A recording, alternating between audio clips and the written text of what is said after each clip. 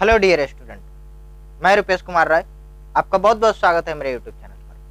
आज हम लोग बात करने वाले हैं प्री एंड पोस्ट इनकॉर्पोरेशन के बारे में। तो चलो मेरे साथ बोर्ड पे प्री एंड पोस्ट इनकॉर्पोरेशन, इसको हम लोग समझने के लिए इतना याद रखो, ये सबसे आसान चैप्टर है, very very easy chapter and very simple concept. इसमें जो कंसेप्ट है वो बहुत ही सिंपल, आप नर्सरी केजी के बच्चों को अगर सिखाओगे ना तो वो लोग बच्चे सीख जाएंगे। तो आपके लिए तो ये हलवा समझो, हाँ हलवा समझो, हलवा। चलो प्री एंड पोस्ट इनकॉर्पोरेशन के लिए आप समझने के लिए थोड़ा सा मुझे वक्त दें। ये डायग्राम बनाओ आप मेरे साथ, ये डायग्राम बनाओ। ये डायग्राम मान लो ये ईयर खत्म होता है 1 जनवरी 2020। यहाँ पर लेते हैं हम लोग 31 दिसंबर 2020। कोई प्रॉब्लम? एक साल की ड्यूरेशन, मतलब हम लोगों ने कैलेंडर ईयर लिया। मान लेते हैं ये फाइनेंशियल ईयर है, मान लिया एक साल ये मेरा फाइनेंशियल ईयर, ठीक है। प्री एंड पोस्ट इनकॉर्पोरेशन में होता क्या है? प्री एंड पोस्ट इनकॉर्पोरेशन में होता है यूं कि जो पुराने फर्म्स होते हैं, फर्म्स मतलब तो जानते ही हो ना, पार्टनरशिप फर्म्स, और कंपनी मतलब company which is incorporated under companies act, okay. Artificial person होता है, created by law for the law and purposes. चलो आगे। कंपनी क्या करता है, या कंपनी का फिर डायरेक्टर किसी फर्म को टेक ओवर कर लेता है। ये आम बात है बिजनेस में, टेक ओवर कर सदियों से चलता आ रहा है। राजा महाराजा के समय में क्या चलता था, एक राज्य दूसरे राज्य को हड़प लेता था। तो यहाँ पर हड़पा नहीं जाता है, एक बिजनेस को, जो छोटी बिजनेस है उसको बड़ी बिजनेस क्या करती है, टेक ओवर कर लेती है, मतलब खरीद लेती है, होल्डिंग बना देती है उसको। तो यहाँ पर भी कुछ इसी तरह होता है। फर्म यहाँ पर करता है काम, और इसको यहाँ पर कंपनी, मान लो एबीसी कंपनी ने टेक ओवर कर लिया, taken over of ABC firm को टेक ओवर कर लिया कंपनी। लेकिन कानून ने अभी भी इनको क्या बोलता है, सर्टिफिकेट नहीं दिया। आईओसी, जिसका नाम है इनकॉर्पोरेशन ऑफ सर्टिफिकेट, आईओसी मिलता है 1 अप्रैल को, मिला कुछ समय बाद मिला। मतलब हम यहाँ पे बोल सकते हैं कि ये जो लाइन चल रहा था, ये इतना जितना दिन समय चला, जनवरी से लेकर के 1 अप्रैल तक, यानी कि 31 मार्च मान लेते हैं, क्योंकि यहाँ पर तो हमें इनकॉर्पोरेशन ऑफ सर्टिफिकेट मिल गया लीगल तौर पे, कंपनी यहाँ पे फॉर्म्ड हो गई, इस बिजनेस को टेक ओवर किया और इसको इनकॉर्पोरेशन ऑफ सर्टिफिकेट मिल गया। तो यहाँ पर हम लोग आसानी से बोल सकते हैं ना कि यहाँ पर फॉर्म काम कर रहा था, फॉर्म वर्क। जी हाँ, बिल्कुल बोलना पड़ेगा, यहाँ पे फॉर्म ही काम कर रहा था, यहाँ पर फॉर्म ही काम कर रहा था, क्योंकि ये बिजनेस को तो टेक ओवर किया, लेकिन इनकॉर्पोरेशन ऑफ सर्टिफिकेट मिला कब, 1 अप्रैल को मिला। इसके बाद ये समय जो चला, ये समय कंपनी का चला था, ये समय कंपनी के नाम पे चला था, कंपनी इनकॉर्पोरेशन ऑफ सर्टिफिकेट के बाद में चला था। इसलिए यहां से हमें जो भी आईओसी का पूरा नाम लिख दें, इनकॉर्पोरेशन ऑफ सर्टिफिकेट, ठीक है। यहां से जो भी बिजनेस चला, एक कंपनी के खाते में जाएगा और इधर पे फर्म के खाते में जाएगा। डन। फर्म्स वर्किंग, यहाँ पर हम लोग कंपनी वर्किंग कर रहे थे। यहाँ पर जो भी प्रॉफिट आएगा उसको हम लोग बोलते हैं कैपिटल प्रॉफिट। उसको हम लोग क्या नाम देते हैं, बोलो ना बाबू, क्या नाम देते हैं? Capital profit. एक कैपिटल प्रॉफिट जो आता है वो कैपिटल रिजर्व में ट्रांसफर कर दिया जाता है, कैपिटल रिजर्व में ट्रांसफर कर दिया जाता है। और यहाँ पे जितना भी हम लोग का बिजनेस काम किया, यहाँ पर जो भी आएगा नेट प्रॉफिट आएगा या फिर लॉस आएगा। समझ में आया? वेरी सिंपल कंसेप्ट है। 1 जनवरी को एबीसी कंपनी ने एबीसी फर्म को टेक ओवर कर लिया, लेकिन इसको इनकॉर्पोरेशन ऑफ सर्टिफिकेट मिला कब? 1 अप्रैल को मिला। यानी कि 1 जनवरी से लेकर 31 मार्च तक जो भी काम चला कंपनी में, फर्म्स में, उसको हम लोग बोल लेंगे कि कंपनी काम नहीं कर रही थी, काम यहाँ पर फर्म्स कर रहा था। समझ में आया? जब इनकॉर्पोरेशन ऑफ सर्टिफिकेट मिल गया रजिस्ट्रार ऑफ कंपनी से कि आप कंपनी, अच्छा तो पहले बोलोगे कैसे कि ये कंपनी टेक ओवर किया?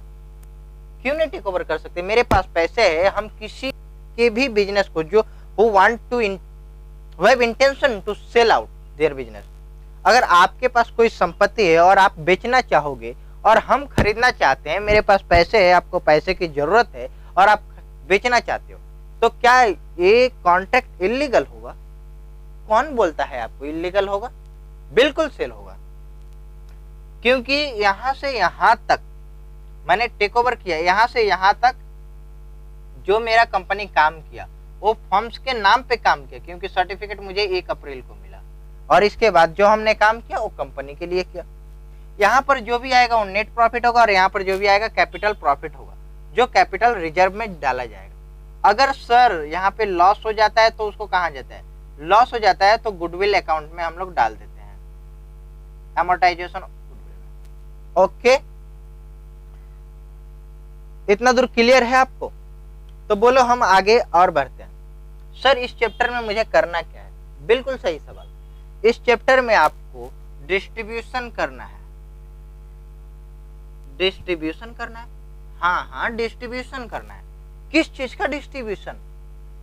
डिस्ट्रीब्यूशन करना है आपको सैलरी का, डिस्ट्रीब्यूशन करना है आपको जीपी का, डिस्ट्रीब्यूशन करना है आपको हर एक एक्सपेंसेस का और इनकम का डिस्ट्रीब्यूशन करना है। यहाँ पर हम लोग distribution of income and expenses, in this chapter हम लोग यही चीज सीखेंगे कि डिस्ट्रीब्यूशन करना है। Distribution on the basis of, हम लोग करते हैं distribution on the basis of time ratio and sales ratio. Sales ratio का दूसरा नाम बोलो ना, क्या है? टर्नओवर। मुझे बताओ जरा, हम लोग यहाँ पे डिस्ट्रीब्यूशन क्यों ना करें? हमारा यहाँ पर टोटल ग्रॉस प्रॉफिट दिया रहेगा, तो हमें पता कैसे चलेगा ग्रॉस प्रॉफिट फर्म का कौन सा है? अच्छा, फर्म से जो पहले नाम आता है उसको हम लोग बोलते हैं प्री इनकॉर्पोरेशन, मतलब कंपनी इनकॉर्पोरेटेड होने से पहले का पीरियड, और इनकॉर्पोरेशन होने के बाद में जो समय आता है उसको हम लोग बोलते हैं पोस्ट इनकॉर्पोरेशन। इनकॉर्पोरेशन होने के बाद का समय। तो जब मेरे को साल के अंत में 31 दिसंबर को जीपी दिया रहेगा, या फिर एक्सपेंसेस दिया रहेगा, या फिर इनकम का डिटेल्स दिया रहेगा, तो हमें कैसे पता चलेगा फर्म्स काम किया कि कंपनी काम की? इसलिए हम लोग को यहाँ पर जितने भी इनकम, एक्सपेंसेस, ग्रॉस प्रॉफिट दिया रहता है हमको डिस्ट्रीब्यूट करना होता है। डिस्ट्रीब्यूट हम 2 तरीके से ही कर सकते हैं, या फिर तीसरा जो बोलता है वो सुन लो, विच एक्सपेंसेस रिलेट टू, जिससे रिलेट करता है। अगर प्री से रिलेट करता है तो प्री में भेज दो, पोस्ट से रिलेट करता है तो पोस्ट में भेज दो। समझ में आ ही गया होगा, इतने तो समझदार हो ही तुम। चलो अब इस चीज को जितना हमने बताया और हम लोग को क्या क्या करना है इस चैप्टर में उसको नोट डाउन कर लेते हैं, ताकि आप आगे चल के भूलो नहीं और आपको क्या बोले रिवीजन करते समय बहुत ही ज्यादा स्मूथली, यानी कि हेडेक ना लेना पड़े। समझ में आया? हम लोग सबसे पहले इसमें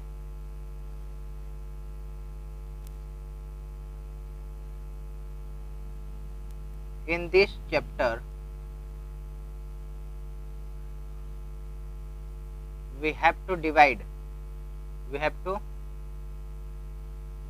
the profit or loss or income or expenses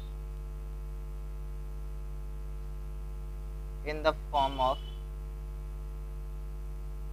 pre-incorporation,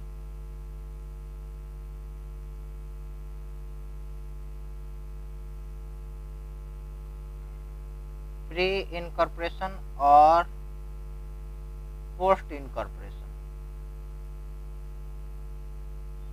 हम लोग दो चीज में इसको डिवाइड करेंगे। जितना भी मेरे पास इनकम एक्सपेंसेस के जितने भी डेटा अवेलेबल मिलेंगे या फिर रहेंगे, हम इन दो ही चीजों में डिवाइड करेंगे, pre incorporation and post incorporation. Pre incorporation मतलब जो सर्टिफिकेट मिलने से पहले का समय था, और पोस्ट इनकॉर्पोरेशन मतलब वो जो सर्टिफिकेट मिलने के बाद का समय रहेगा।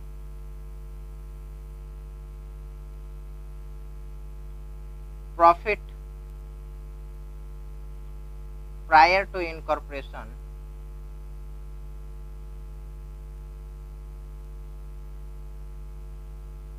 विल बी प्रॉफिट, चलो विल भी नहीं लिखते हैं, profit prior to incorporation. Incorporation होने से पहले treat as capital profit which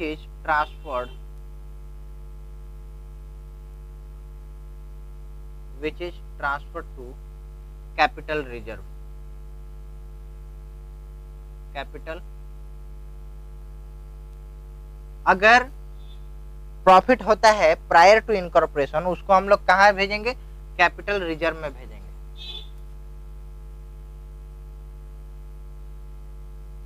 profit या फिर लॉस आफ्टर इनकॉर्पोरेशन, प्रॉफिट या loss after incorporation treat as net profit,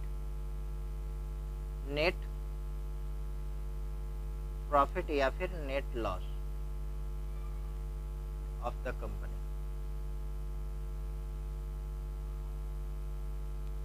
ठीक है, ये 3 पॉइंट आपको समझ में आया। जो भी प्रॉफिट होगा प्रायर टू इनकॉर्पोरेशन, उसको हम लोग कहां भेजेंगे? कैपिटल रिजर्व में, कंपनी का ही जाएगा, कैपिटल रिजर्व में जाएगा। और जो एक्सपेंसेस पोस्ट इनकॉर्पोरेशन होगा वो कहां जाएगा? जो इनकॉर्पोरेशन के बाद में प्रॉफिट होगा वो कहां जाएगा? Post incorporation. लिखो, जल्दी लिखो।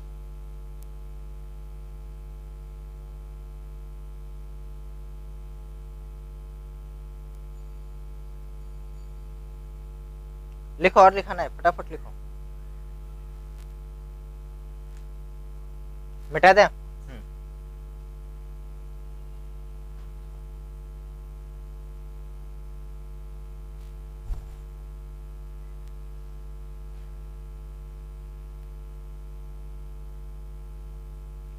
Following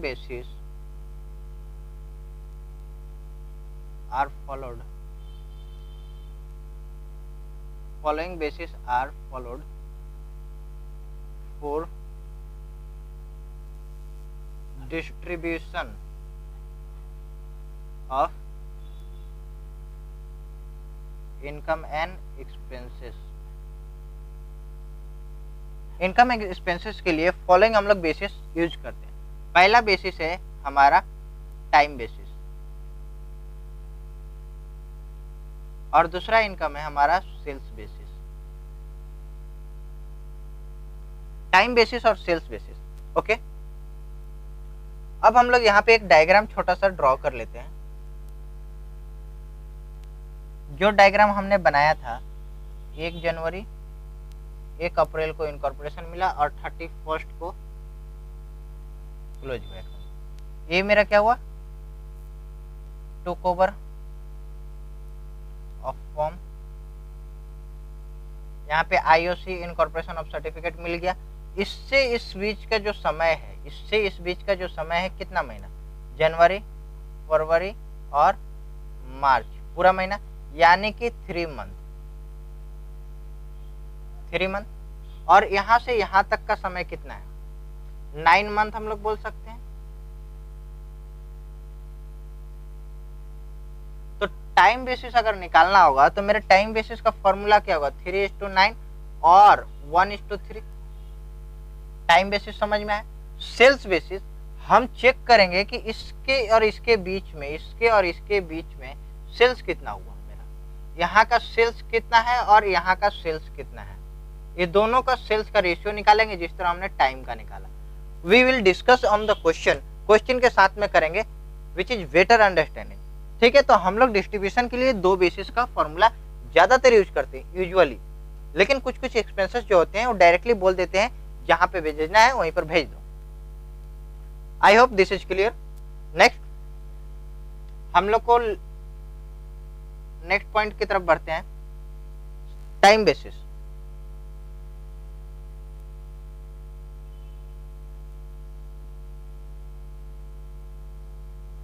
generally which expenses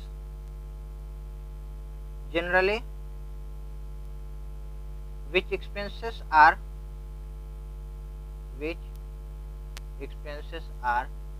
in fixed nature,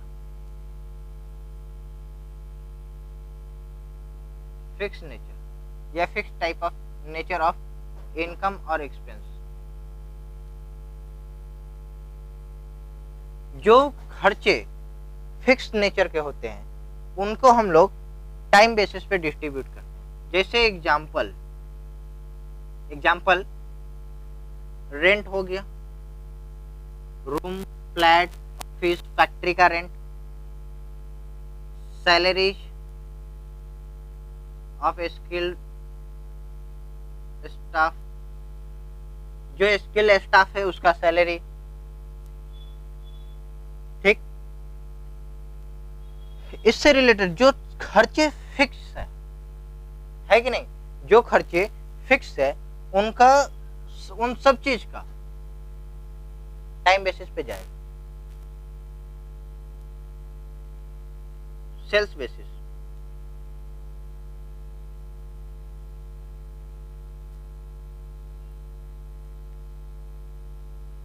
generally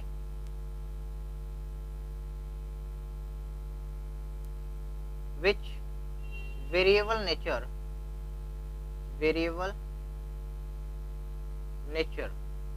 expenses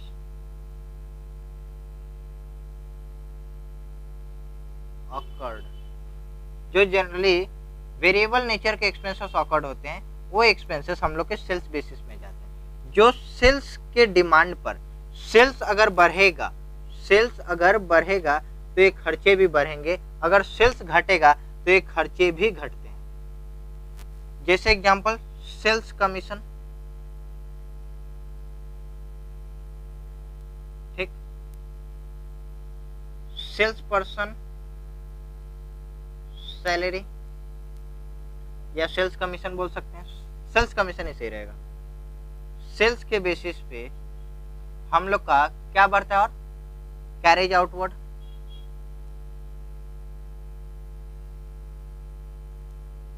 sales से रिलेटेड है ना, सेल्स से रिलेटेड एडवर्टीजमेंट है। जितना ज्यादा सेल्स करोगे, जितना ज्यादा एडवर्टीजमेंट करोगे, एडवर्टीजमेंट बढ़ेगा तो सेल्स भी बढ़ेगा। खराब प्रोडक्ट हो और एडवर्टीजमेंट आप अच्छा कर दो तो जल्दी फ्लॉप हो जाओगे। सोच समझ के एडवर्टीजमेंट किया जाता है। एडवर्टीजमेंट बिजनेस से रिलेटेड और शेयर मार्केट से रिलेटेड अगर आपको हमें जानकारी चाहिए तो हमारे दूसरे चैनल जिसका भी नाम रुपेश कुमार रॉय है, आप उस पर जाकर के फॉलो कर सकते हैं। इन सब वेरिएबल टाइप्स के नेचर को, जो एक्सेट्रा मतलब वेरिएबल इससे रिलेटेड ही नेचर का हो, उस टाइप के अगर खर्चे हों तो सेल्स बेसिस में जाते हैं। ठीक है, इसके बाद हम लोगों का नेक्स्ट पॉइंट है, लिखो फटाफट, लिखो फटाफट, बस हो गया। सम expenses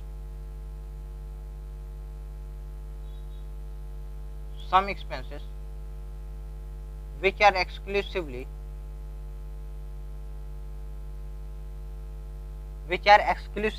some expenses which are exclusively related to किससे रिलेट करता है, बोलो ना। प्री इनकॉर्पोरेशन से अगर रिलेट करता है, प्री और पोस्ट इनकॉर्पोरेशन, चलो अलग अलग करके लिखते हैं। प्री इनकॉर्पोरेशन, जो खर्चे प्री इनकॉर्पोरेशन से रिलेट करता है वो प्री इनकॉर्पोरेशन में जाएगा। जैसे प्री इनकॉर्पोरेशन से क्या रिलेट करते हैं, एग्जाम्पल की बात अगर करें, पार्टनर्स का सैलरी, पार्टनर्स का कमीशन, जिसको हम लोग पोस्ट में नहीं दिखा सकते हैं, ये सिर्फ और सिर्फ प्री का खर्चा प्री में ही रह जाएगा। बोनस पार्टनर का, चलो आगे बढ़ते हैं, फटाफट आगे बढ़ते हैं। Expenses which exclusively related to post incorporation,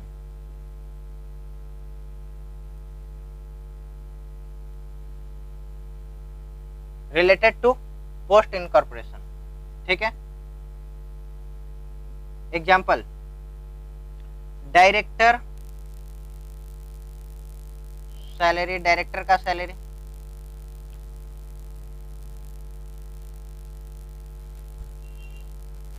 interest on debenture,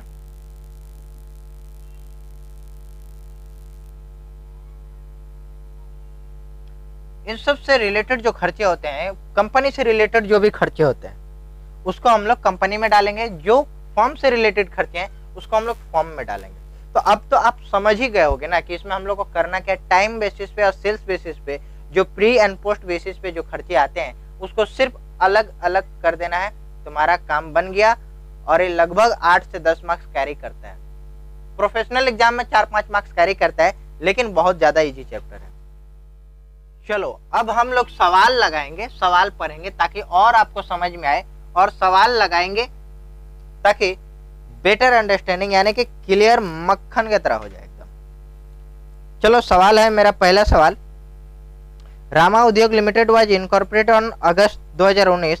it had required a running business, acquire a running business of Rama and company. Rama उद्योग को क्या क्या एक्वायर कर लिया, रामा एंड कंपनी ने, विद द इफेक्ट फ्रॉम 1 अप्रैल को। During the year 2019 and 20, the total sales were 36 lakh. The sales per month in the first half year were half of the what they were in the later half year. Bah. The net profit of company 2 lakhs was work out the charging following expenses: depreciation 1,23,000, director fees 50,000, preliminary expenses 12,000, office expenses 78,000, selling expenses 72,000, interest to vendor up to 31st August. ठीक है। You are required to ascertain pre and post incorporation of the year. चलो कोई बात नहीं, incorporated हुआ अप्रैल को, 1 अगस्त को, जिसका 1 अप्रैल 2019। इसका ईयर एंडेड कब होगा आप जरा बता दो मुझे, 31 मार्च 2020, यही ना। कंपनी इनकॉर्पोरेटेड हुआ यहाँ पर अगस्त में, राइट? हम सही बोल रहे हैं क्या? 1 अगस्त को कंपनी इनकॉर्पोरेटेड हुआ, यानी कि इतना दूर में कौन था? फॉर्म। और इतना दूर में कौन था? कंपनी। गुड। हमें यहाँ पर सबसे पहले वर्किंग नोट में हम लोग को करना क्या होता है? सबसे पहले वर्किंग नोट में निकालना होता है 1 नंबर में टाइम रेशियो, 2 नंबर में सेल्स रेशियो, ठीक है। टाइम रेशियो और सेल्स रेशियो ये हम लोग को निकालना होता है। उसके बाद जो खर्चे होते हैं वो हम लोग बाद की बात करते हैं। तो सबसे पहले हम लोग टाइम रेशियो निकालेंगे। यहां पर मुझे बताओ, अप्रैल, मई, जून, जुलाई, अगस्त लिया जाएगा? अगस्त नहीं लिया जाएगा। मतलब time ratio is equal to pre incorporation में जो खर्च कौन कौन सा रहा, 1 अप्रैल टू 31 जुलाई, कितने मंथ? अप्रैल, मई, जून, जुलाई, 4 मंथ। ओके। पोस्ट इनकॉर्पोरेशन में कौन कौन सा आ रहा? 1 अगस्त से लेकर के 31 मार्च, पूरे 12 महीने का ड्यूरेशन है। 4 मंथ प्री में, तो rest of all month post में। तो हम लोग बोल सकते हैं इसको 1:2, बिल्कुल बोल सकते हैं। अब हमें निकालना क्या है, सेल्स रेशियो। ठीक है, क्वेश्चन में यहां पे बोला है sales per month in the first half year were half of what they were in the latter half year. ये लाइन को पहले लिख लेते हैं। The sales per month, the sales per month in the first half year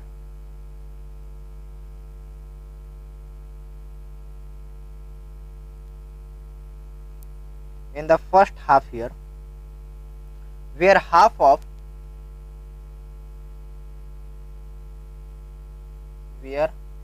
half of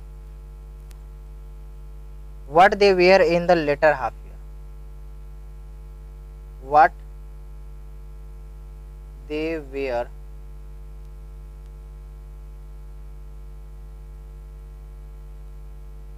in the later half year।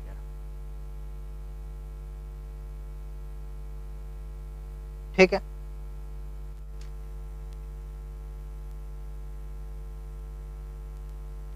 यहां पे शुरू कब हुआ था, 1 अप्रैल को, मई, जून, जुलाई, अगस्त, सितंबर, अक्टूबर, नवंबर, दिसंबर, जैन, फेब और ए मार्च। ठीक है, बोला कि 1 अगस्त को, तो मेरा यहाँ पे इनकॉर्पोरेटेड जो है कितना, 4 मंथ का है, और ये बाद बाकी 8 मंथ का उधर। बोला कि लेटर हाफ ईयर, यहां से ये देखो 1 2 3 4 5 6 इधर पड़ रहा, और इधर भी 6 पड़ रहा है, 1 2 3 4 5 6, मतलब यहां से उधर कंपनी और इधर पे फॉर्म। ये फॉर्म का एरिया है और एक सॉरी फॉर्म का एरिया बोल रहे, sorry late half year, first half year और ये second half year. Second half year में बोला कि जितना सेल्स हुआ है उसका आधा सेल्स फर्स्ट हाफ ईयर में हुआ। तो हम लोग मान लेते per month x x x x x x sales हुआ, हर महीने एक्स अमाउंट सेल्स हुआ। ठीक है, और इधर पे जितना महीना हुआ आधा x, 1/2x 1/2x 1/2x 1/2x 1/2x और 1/2x, यहां से लेकर के यहां तक 1 2 3 4 महीना, और यहां से लेकर के यहां तक नेक्स्ट 8 महीना। Pre incorporation, pre and post 4 month, 8 month है। यहां तक क्लियर समझ में आया? ठीक है, हले हले समझो, तो हले हले। प्री इनकॉर्पोरेशन में कितने हैं, 1 2 3 4 हैं आपके,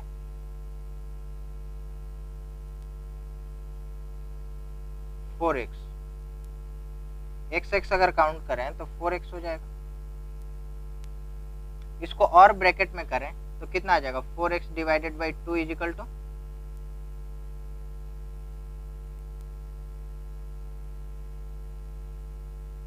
1/2 4x। इसको हम लोग काट छाट करें तो कितना आ जाएगा, 2x। 2 है, 4x को 2 से डिवाइड कर लिए, 4x है ना जी। देखो पोस्ट इनकॉर्पोरेशन में कितने एक्स है मेरे पास, 2 हाफ एक्स है। तो 2 हाफ एक्स को हम लोग 1 कंप्लीट एक्स मान लें, half x plus half x plus 6x। तो इस दोनों को हम कंप्लीट x मान लेते हैं, यहाँ पर 7x नहीं हो जाएगा, इसको काट देंगे तो ये दोनों में कटने वाला कुछ है, तो सेल्स रेशियो 2:7 हुआ या नहीं हुआ? क्लियर, समझ में आया? तो हमने क्या निकाला इस क्वेश्चन में अभी तक हमने वर्किंग नोट नंबर 2 में क्या निकाला? वर्किंग नोट नंबर 1 में था टाइम रेशियो हमने निकाला 1:2। दूसरी बात, सेल्स रेशियो हमने कितना निकाला? 2:7, यही निकाला। हमें अब क्या चाहिए? निकालना है हमें अब ग्रॉस प्रॉफिट।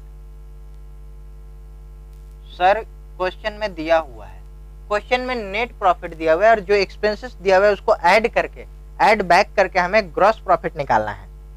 देखो क्वेश्चन में आपके पास क्वेश्चन होगा, देखो डिस्क्रिप्शन बॉक्स में डिप्रिसिएशन एक्सपेंसेस, सबसे पहले यहाँ पर दिया हुआ है नेट प्रॉफिट, प्लस करेंगे ऑल एक्सपेंसेस जो वहां पे दिए गए हैं। हम सभी एक्सपेंसेस के अगर नाम लिखें तो शाम हो जाएंगे। यहाँ पर लिखते हैं नेट प्रॉफिट हुआ है 2 लाख का, प्लस डिप्रिसिएशन हुआ है 1,23,000 का, प्लस डायरेक्टर फीस 50,000 का, plus preliminary expenses 12,000, plus office expenses 78,000, plus selling expenses 72,000, plus interest to vendor up to August 5,000। बस इन सब को ऐड कर लो, ऐड करके आएगा 5,40,000 रुपया। ये होगा हमारा ग्रॉस प्रॉफिट। ठीक है, जल्दी से इसको लिख लो। हम लोग अब सवाल की तरफ बढ़ेंगे। ये वर्किंग नोट था, वर्किंग नोट आप पहले बाद में जब भी निकालना। Working note is a part of solution. चलो अब बनाते हैं statement of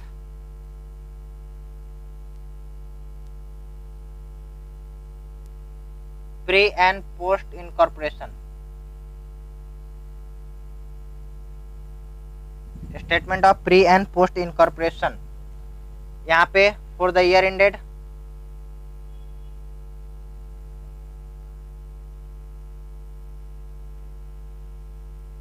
31 March 2020।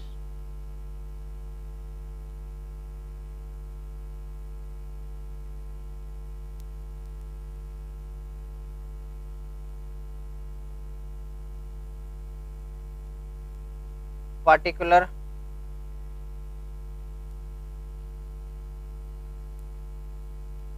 total basis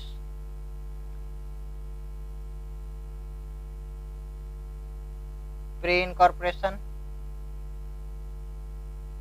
post incorporations।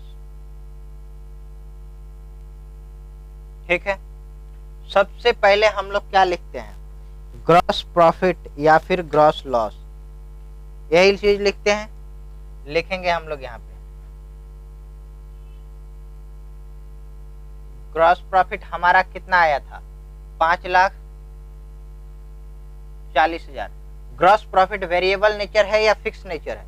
Variable nature है। वेरिएबल नेचर है तो कहाँ जाएगा बताओ मुझे? सेल्स के बेसिस पे। सेल्स का बेसिस मेरा कितना था? 2:7। 2:7 के रेशियो में इसको डिवाइड करो, कितना आएगा? 5,40,000 डिवाइडेड बाई 9 मल्टीप्लाई 2 1,20,000 और मेरे पास 7वां है 4,20,000। 4,20,000 पोस्ट इनकॉर्पोरेशन के लिए, 1,20,000 प्री इनकॉर्पोरेशन के लिए। अब मुझे बताओ आपको इतने दूर में क्या असुविधा है? क्लियर है? आगे बढ़े। चलो अब इससे हम लोग को लेस करना होता है क्या क्या चीज। देखो जितने भी एक्सपेंसेस हम लोगों ने ऐड करके ग्रॉस प्रॉफिट निकाला, उतने ही एक्सपेंसेस को माइनस करेंगे। ठीक है, तो सबसे पहले दिया हुआ है डायरेक्टर फीस, सॉरी डिप्रिसिएशन दिया हुआ है, डायरेक्टर फीस उसके बाद है डिप्रिसिएशन। डिप्रिसिएशन फिक्स नेचर है या वेरिएबल नेचर है? अच्छा, इसका अमाउंट कितना है? 1,20,000, 1,23,000। फिक्स नेचर का है या वेरिएबल नेचर का है? फिक्स नेचर का है, इसलिए इसको टाइम बेसिस में करेंगे 1:2 के रेशियो में।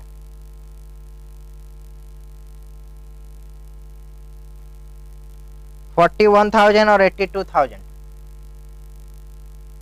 41,000 और 82,000, ठीक है। इसके बाद आता है डायरेक्टर फीस। डायरेक्टर फीस बताओ मुझे, हम जब बता रहे थे आपको फॉर्मूला, उस समय क्या बोले थे? कुछ एक्सपेंसेस वो होते हैं जो एक्सपेंसेस प्री में या फिर पोस्ट में जाएंगे ही जाएंगे, उसके अलावा और कोई रास्ता नहीं है। तो इसका 50,000 जो है पोस्ट डायरेक्टर कहां पर होता है? कंपनी में होता है। फॉर्म में आप कभी भी डायरेक्टर को देखे हो? नहीं, नहीं सर नहीं, हमने फॉर्म में कभी डायरेक्टर को नहीं देखा, हमने फॉर्म में पार्टनर्स को देखा है। इसलिए डायरेक्टर फीस जाओ जाएगा पोस्ट इनकॉर्पोरेशन में। उसके बाद खर्चा है प्रीलिमिनरी एक्सपेंसेस। प्रीलिमिनरी एक्सपेंसेस, अब बच्चे बताओ मुझे, प्रीलिमिनरी एक्सपेंसेस 12,000 है। 12,000 एक कहाँ जाएगा? प्रीलिमिनरी एक्सपेंसेस आप क्लास 11 से पढ़ते आ रहे हो, एक क्या है? बहुत बच्चों को ये डाउट्स होता है कि प्रीलिमिनरी एक्सपेंसेस होता क्या है, हमें पता नहीं। बता दे रहा हूँ 2 लाइन। प्रीलिमिनरी एक्सपेंसेस वो एक्सपेंसेस है जो इनकॉर्पोरेशन ऑफ सर्टिफिकेट से पहले, सॉरी कंपनी बनने से पहले, यानी कि इनकॉर्पोरेशन ऑफ सर्टिफिकेट के दौरान में जो खर्चे होते हैं, कंपनी खोलने के दौरान में जो लीगल प्रोसेस के खर्चे होते हैं, उसको हम लोग बोलते हैं प्रीलिमिनरी एक्सपेंसेस। ये भी पोस्ट में ही जाएगा जो कंपनी से रिलेटेड है डायरेक्टली। नेक्स्ट खर्चा है हमारा ऑफिस एक्सपेंसेस। नेक्स्ट खर्चा क्या है? Office expenses. अब बच्चे मुझे बताओ, ऑफिस जो है, क्या आपका सेल्स बढ़ेगा तो उठ के घसक जाएगा? आपका एरिया 100 स्क्वायर फुट में ऑफिस है, अगर आपका सेल्स बढ़ जाएगा तो क्या 200 स्क्वायर फुट हो जाएगा? नहीं जी नहीं। तो ऑफिस एक्सपेंसेस हमारा 78,000 जो है वो वही रहेगा। ये टाइम बेसिस पे जाता है। टाइम के दौरान हमने जितना टाइम कंज्यूम किया, जैसे कि 1 साल का एग्रीमेंट है और हमने 1 साल पूरा कंज्यूम किया, तो हमें 1 साल के रेंट देने होंगे। तो मेरा ऑफिस एक्सपेंसेस फिक्स नेचर का होता है, इसलिए इसको हम लोग किस में डिवाइड करेंगे? टाइम बेसिस पे 1:2 के रेशियो में। 26,000 और 52,000, 26,000 प्री इनकॉर्पोरेशन में और 52,000 पोस्ट इनकॉर्पोरेशन में। ओके जी ओके। सेलिंग एक्सपेंसेस, अब बताओ मुझे, सेलिंग एक्सपेंसेस वेरिएबल नेचर का होता है या फिर फिक्स नेचर के होते हैं? सेलिंग एक्सपेंसेस 72,000 का है। बताओ मुझे, बताओ जल्दी जल्दी बताओ। सेलिंग एक्सपेंसेस सेल्स से रिलेटेड होता है क्योंकि ये वेरिएबल एक्सपेंसेस होता है। अगर सेल्स बढ़ेगा तो सेलिंग एक्सपेंसेस बढ़ेगा, सेल्स घटेगा तो सेलिंग एक्सपेंस भी घटेगा। बातें समझ में आई? 72,000 को 7:2:7 के रेशियो में डिवाइड करेंगे तो मेरे पास आएगा 16,000 प्री इनकॉर्पोरेशन का, और पोस्ट इनकॉर्पोरेशन का मेरे पास आ जाएगा 56,000। बिल्कुल क्लियर। इसके बाद हमारे पास आता है interest to vendor. Interest to vendor यहां पे बोला है 31 अगस्त तक, 31 अगस्त तक बोला है। हमारे कंपनी का इनकॉर्पोरेशन 1 अगस्त को हुआ था और ये 31 अगस्त तक बोला है। यहाँ पे शुरू हुआ था 1 अप्रैल से लेकर के, 1 अप्रैल से लेकर के कितने महीना है? 5 मंथ, और ये 5,000 का खर्चा है, तो 4,000 रुपया प्री का और 1,000 रुपया पोस्ट का इनकॉर्पोरेशन है। यानी कि जो खर्चे एक्चुअल हुए हैं 5,000 रुपया, जो खर्चे जिसके जिसके हुए हैं उसी को दे दिए। 4,000 रुपया यानी कि 5000 में 4000 प्री इनकॉर्पोरेशन में हुआ और 1000 पोस्ट इनकॉर्पोरेशन में। ठीक है, हमारे पास और कुछ नहीं है। प्री इनकॉर्पोरेशन का ऐड करके लिखो पहले। 1,20,000 से बाद बाकी खर्चे को माइनस करना है। 1,20,000 से बाद बाकी खर्चे को माइनस करना है। तो हम नीचे से ऐड करते हुए चलते हैं। 4,000, 16,000, 26,000 और 41,000, 87,000 एक्सपेंसेस आ गया और 120,000 से माइनस करेंगे, मेरे पास आ जाएगा 33,000। हमने क्या किया था, प्री इनकॉर्पोरेशन में जितने भी प्रॉफिट आएंगे उसको हम लोग कहां पे भेजेंगे, कैपिटल रिजर्व अकाउंट में। ये हमारा कैपिटल रिजर्व अकाउंट में चला जाएगा और यहां पर जो आएगा 1,000, 56,000, 52,000, 12,000, 50,000, 82,000 माइनस 420,000, 1,67,000। क्लियर है? ये पैसा मेरा नेट प्रॉफिट हुआ। ये पैसा मेरा नेट प्रॉफिट हुआ। आप लोग लाइन बाय लाइन करना। हम लाइन एरो इसलिए दिखा दिए ताकि आपको समझ में आए। आप एग्जाम में भी लाइन टान के आ सकते हैं, इस तरह एरो दिखा सकते हैं, कोई असुविधा नहीं। तो आज हमने क्या पढ़ा, क्लियर है? बता दे। तो आज हमने क्या पढ़ा, pre incorporation and post incorporation के बारे में छोटी मोटी जानकारियां और बड़ी बड़ी भी जानकारियां। उसके बारे में हम लोगों ने नोट्स लिखा और एक सवाल किया जिसमें हम लोगों ने कैलकुलेशन करना सीखा, टाइम रेशियो कैसे निकालें, सेल्स रेशियो कैसे निकालें और सवाल को कैसे लगाए। सवाल पूरा इसी तरीके में लगाया जाएगा। एक और तरीका आपको स्कूल में सिखाया जाता है, वो तरीका है जो हम लोग प्रॉफिट एंड लॉस अकाउंट करते हैं ना, इस तरह का प्री का एक कॉलम बनेगा, पोस्ट का एक कॉलम बनेगा, इस तरह से ट्रेडिंग पीएल का, ट्रेडिंग एंड पीएल अकाउंट की तरह का।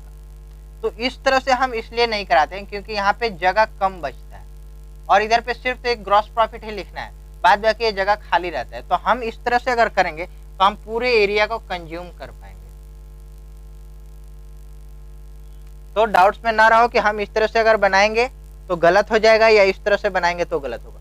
आपका दोनों ही तरीका सही है, दोनों तरीके से आप बना सकते हैं। ठीक है, चलिए मिलते हैं आपसे अगले वीडियो में इससे रिलेटेड और भी ढेर सारे सम्स लेकर के, ताकि आपका कंसेप्ट और भी क्लियर हो जाए। और आपको कोई डाउट्स है और हमसे कुछ बात करना है तो आप हमें कमेंट बॉक्स में जरूर बात कर सकते हैं। कमेंट बॉक्स में जरूर अपने डाउट्स बोले मुझे, मैं आपके डाउट्स को डेफिनेटली क्लियर करूंगा। मिलते हैं आपसे अगली वीडियो में, तब तक अपना ख्याल रखिए, पढ़ते रहिए। जय हिंद दोस्तों।